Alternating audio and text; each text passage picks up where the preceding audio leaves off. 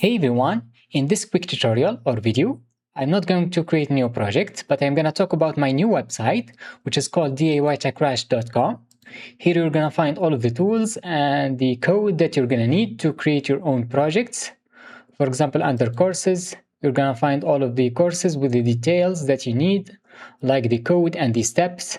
You could also pick up a category like ESP32 IoT or Smart Home Basics. For example, here we have our ESP32 CAM guide. You could also watch my video from here, and you could read about the ESP32 CAM and get a new one using this link. For example, to start creating the ESP32 CAM project, you will need the ESP32 CAM module like AI Thinker, the FTDI.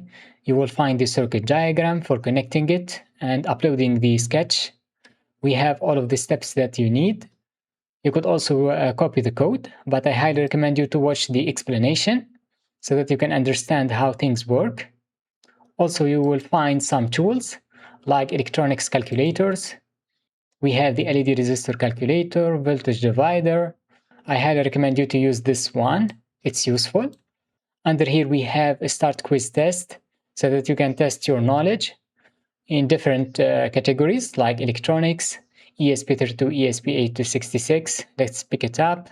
So what voltage level does the ESP32 GPIO use? Of course, it uses 3.3 volts. We have some questions about the ESP32 Wi-Fi.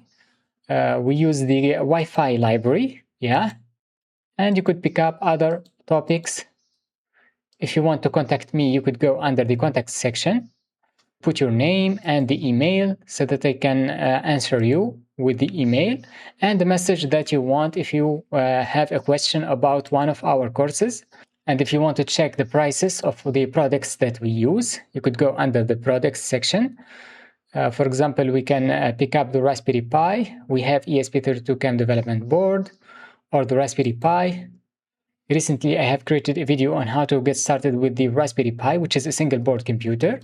I have created a video about using this printer to create some cool projects. I think that's all for this episode. I hope you enjoyed it. If you have any question or comment, make sure to put it under the comment section down below, and I will see you in the next one.